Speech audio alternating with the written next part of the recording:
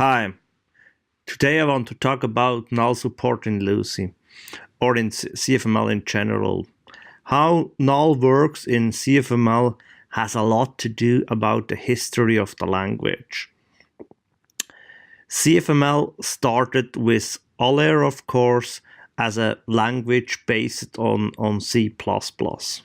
C++ not really has null, so having null was not really considered, I assume, to be part of the language, and because of that, never was introduced. Later, when Adobe took over the language, they have rewritten it completely and based it on the JVM, the Java Virtual Machine. Java itself has null support, and of course then the library they used for the runtime engine had null in many places, so they had to deal with that. And sometime when you use the language, even null is not really part of the official part of the language, so it's nowhere documented how you have to deal with null. It still comes sometime to the surface. I want to show you where it comes to surface and how you deal with it, what Lucee did about it, and give you a little overview. Lucee has in the server administrator under language compiler a setting where you can enable complete support for null. So when you enable that, you can use the keyword null in the language. You can assign null to variables and use it like every other value. So it's a full value in the language, but you will see in the details later. Let's start with a little example. As you here see, I have here a function that does not return a value. When a function does return nothing, it actually returns null. So when I do a dump of that, you will see I get null because the function did return null in case there is no return. So that's the first place where you see you have to deal with null in the language. You see there is null as a value in that case for Lucee, because the dump can handle that. It shows you it is null. But when you assign null to a variable, like I do here, and I try to dump it again, so t should have the value null, and then I want to output t.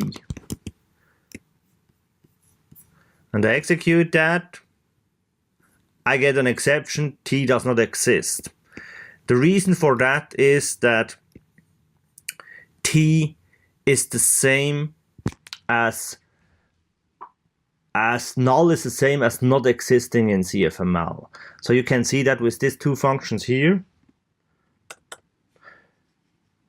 it makes no difference if I output not existing is a variable nowhere defined, or t.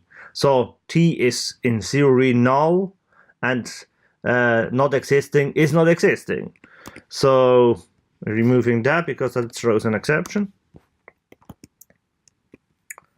When I execute that, you see I get true in both cases. So for CFML, it makes no difference if it is null or not existing. When we now go to the administrator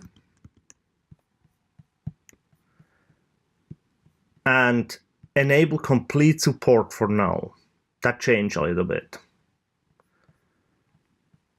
When we now execute the example again, you see, first of all, I now can output t because t exists and contains the value null.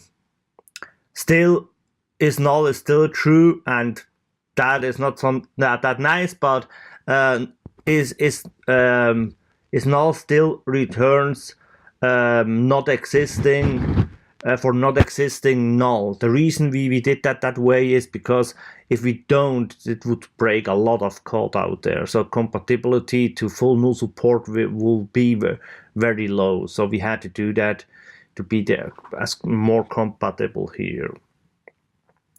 So but that's not the only place in Lucee where null comes into the game. First, let me disable full null support again. Okay. Then, as you can see here, in that case I have a query, and that query returns one cell with the value null inside. So I return null as null, blah blah blah, and then I output the query and that cell. When I do that, you see the cell is not null, it is an empty string. That is what CFML does for compatibility reasons. So it converts null values in the data source table to an empty string. But that actually is not correct, because it could be that it is an empty string. So when I, for example, change that to this, so I have an empty string and null, it should be different. So when I execute that, you see in both cases it is an empty string, so it makes no difference. But it makes a difference when I enable full null support. When I do that and execute it again, you see in one case it's still an empty string, but in that case it's null. So full null support is more honest in that case. But that's not the only two places where you can where null come into the game in the language. So for I make two structs, but are also two maps, and I can use the method pulled all from the map interface. Not important why that is the case, but that's a Java function. It's all you have to know. When I call that function also returns null. And let me first disable that line.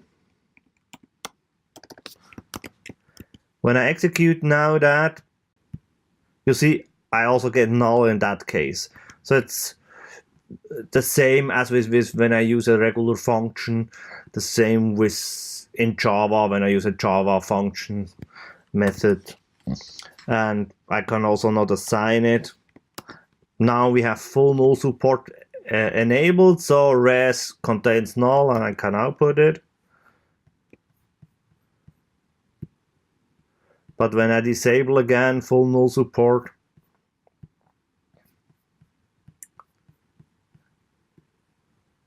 it no longer works. It says res does not exist, because null is assigned to res and null is equal to not existing with partial null support.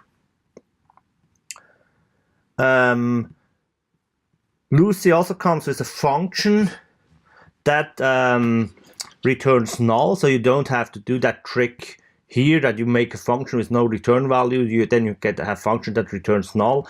Lucee has a built-in function called null value that you mostly is helpful if you need to call a Java method that need null as input. So you can simply use that function. So when I execute that, it throws an exception again because I assigned null to res and that does not exist. When I again enable full null support and I execute it again, it works just fine, because now res contains null and null is a valid value, so that's fine. There's also keyword null in the language when full null support is enabled. So you can, instead of doing using the function null values, you can simply write null, but of course that only works when full null support is enabled. When I do that, get the same result. You see I get null. So I assign it null to res and output it, and that works fine. I can of course also directly pass null to the dump, and it still works fine. So that's null in Lucee. To wrap it up, null is a special kind in CFML in general because it's bleaching through, but it's not really part of the language, but it somehow exists. And when you enable full null support, you can really use it, but there is no gray zone anymore. It's clear that a value variable can contain null, you can assign it, you can test it. It's really out there.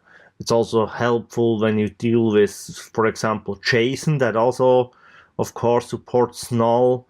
Then you can better transfer data from JSON back and so on. And in my opinion, you should try it out. Give it a try with your existing applications. Enable that feature in the admin and check out what happened with your application. Maybe it works, maybe it doesn't.